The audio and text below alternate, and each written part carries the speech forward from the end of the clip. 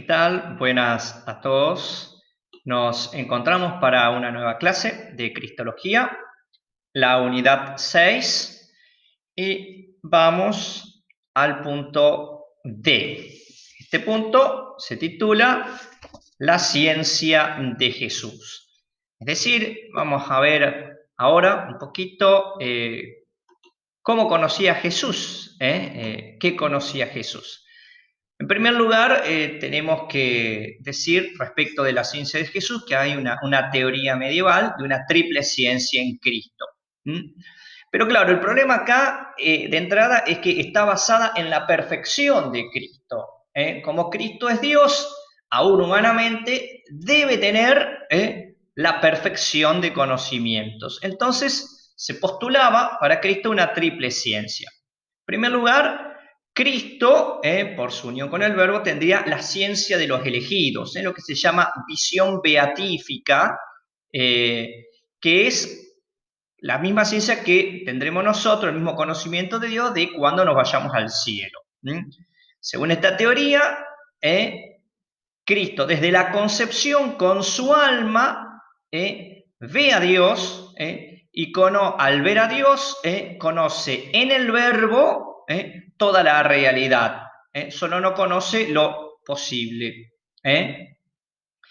Pero además, Cristo habría tenido, en segundo lugar, la ciencia infusa. La ciencia infusa es un conocimiento habitual que se postula, por ejemplo, para los ángeles, para algún hombre. Sería un privilegio de Jesús para no ser menos que los demás. Acá las cosas no las conoce en Dios, sino que las conoce en sí misma. Y conoce a través de esta ciencia infusa todo lo natural y también lo sobrenatural, menos la esencia divina. Finalmente, aunque fue discutido, Jesús también tendría la ciencia adquirida, porque el alma de Cristo debe ejercer su inteligencia. Pero, para no rebajarlo a Jesús, se dice, no aprendió de otro ser humano, sino que conoce en contacto con las cosas. Todo esto tiene muchas fallas. En primer lugar, la visión beatífica solamente se produce después de la muerte. Podemos postular que el Cristo glorioso humanamente la tiene también, pero además, al ver al Verbo, estaría aún no conociéndose a sí mismo. ¿Sería un acto de autoconocimiento o no? Por otro lado, que Jesús conozca todo hacía presentar un poco ridículas algunas cosas, porque por esto Jesús no solamente sería el Mesías, sino además sería el mejor carpintero, el mejor astronauta, el mejor costurero, el mejor maestro, el mejor en cualquier cosa que pueda realizar un ser humano. Pero claro, decimos, esto parte de una idea de perfección obligatoria en Cristo, pero no está fundado ni en la revelación de los evangelios ni en la realidad de la encarnación. Al contrario, nosotros decimos que a través de la Escritura vemos reflejada la ciencia adquirida progresivamente y aprendida de otros.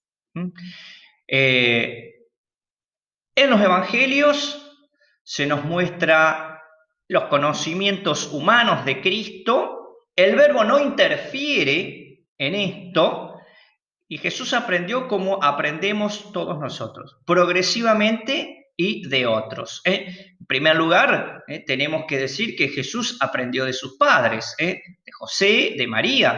Dice claramente la Escritura, vivía sometido a ellos. También aprendió de la cultura judía de su entorno, como cualquier otra persona. Es cierto que a nosotros se nos muestra en la Escritura ciertos conocimientos como extras o superiores. Podemos decir que algunos conocimientos él podía adquirirlos por el ejercicio normal de su inteligencia. Tenía limitaciones, tenía ignorancias. Jesús no conoce la hora, por ejemplo. Sí que no podemos afirmar en Cristo el error. A diferencia de la ignorancia es simplemente no saber, el error es querer afirmar más de lo que en realidad sabía. Jesús no hablaba de astronomía, Jesús, qué sé yo, no hablaba de computación, Jesús no hablaba, qué sé yo, de navegación por el mar, porque eran cosas que no sabía, simplemente no sabía. Repetimos, respecto de la visión beatífica, solo la tiene el Cristo glorioso, una vez resucitado. Y tiene un conocimiento extra especial, del cual ya hemos hablado cuando charlábamos sobre la conciencia de Jesús, su conocimiento del Padre. Aparte de lo que le pueden haber enseñado a María y José, de su cultura judía, Jesús aprendió del Padre en su relación existencial filial. Sí podemos postular en Cristo algunos conocimientos de origen superior. Marcos 14, 13, 15. De situaciones o acontecimientos especiales, Lucas 7, 34, 40, Lucas 9, 47. Un conocimiento especial de los corazones. Jesús sabía qué sentía, qué pensaba la gente. Conocimientos especiales de doctrina religiosa. Mateo 7, 29 y siguientes, por lo menos no está atestiguado que Jesús perteneciera a alguna escuela rabínica en especial, pero sin embargo Jesús conocía la Escritura. Estos conocimientos de origen superior son puntuales, por eso no hablamos de Jesús, en Jesús de ciencia infusa, algo habitual que él tuviera, una iluminación continua especial, sino que algunas cosas sí, algo que en algunas épocas de la historia algunos otros seres humanos también han tenido. Por eso hablamos de conocimientos infusos, no de ciencia infusa habitual. Aún así, estos conocimientos infusos no son de cualquier cosa, porque acá no entra en juego negar la omnipotencia de Dios, sino que estos conocimientos infusos están orientados al cumplimiento del plan de salvación de todos los hombres.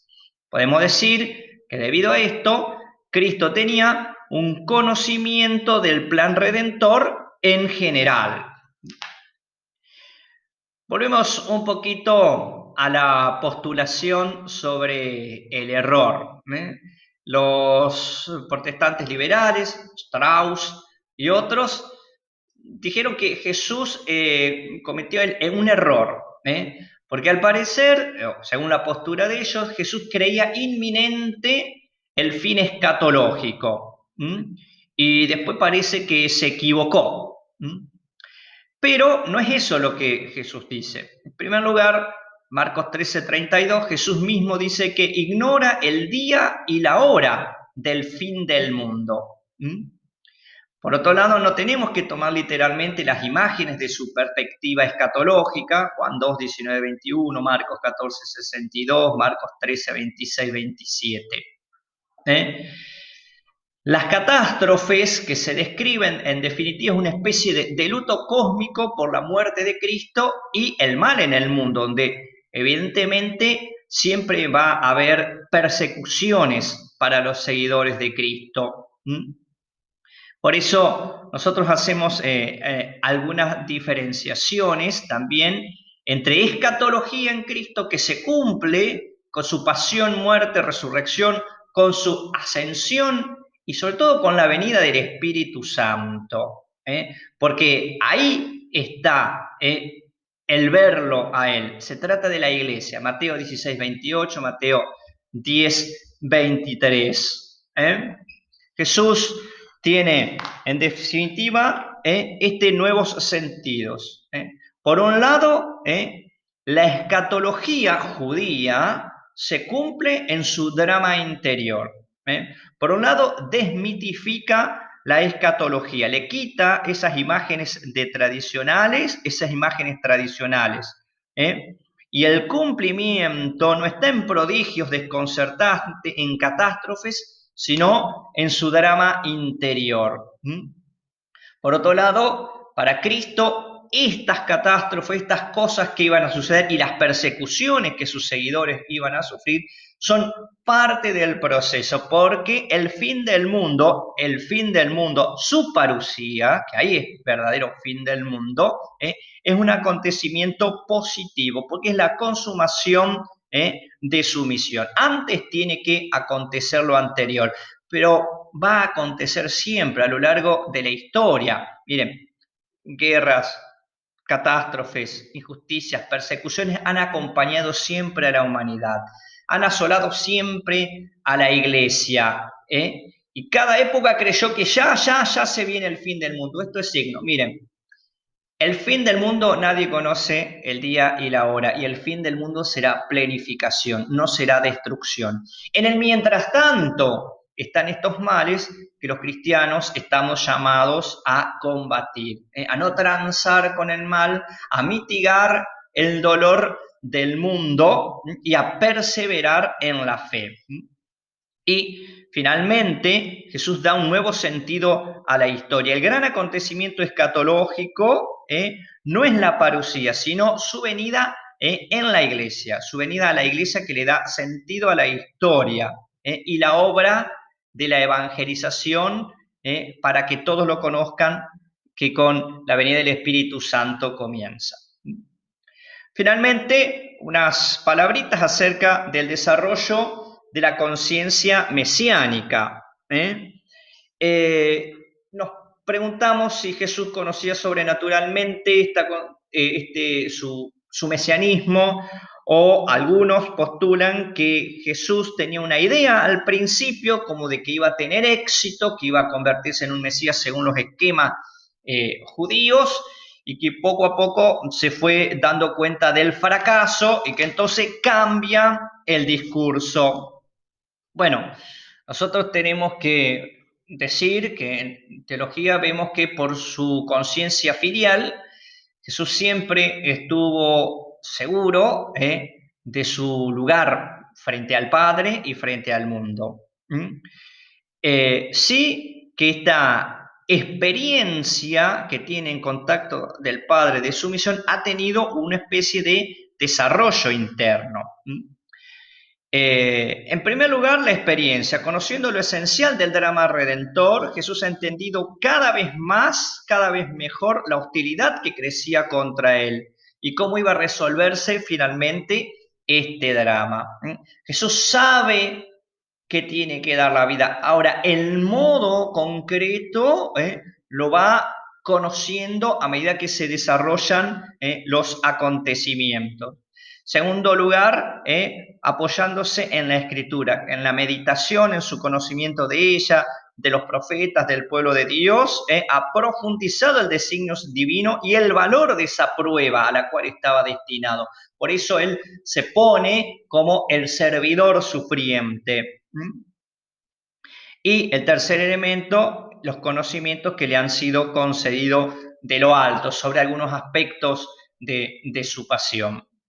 En definitiva, Jesús siempre ha tenido conciencia mesiánica, pero en la conciencia mesiánica ha habido un progreso constante. No ha dado un viraje, no ha dado un cambio, pero sí que unido al desarrollo de la conciencia filial, ya que sabiéndose hijo del Padre, es como Jesús comprende cada vez más claramente la exigencia del ofrecimiento filial en el sacrificio. Es decir, en la medida que profundiza su relación filial, su conciencia humana de filiación divina, sabe más profundamente cuál es la misión del Padre, y que así como en el interior de la Trinidad el Padre da todo para su existencia, Él tiene que darlo todo para nuestra salvación. De esta manera, nosotros podemos decir que en Cristo no ha habido virajes, ni cambios, ni truchadas en su conciencia mesiánica, sino que teniéndola desde el principio, la ha ido profundizando.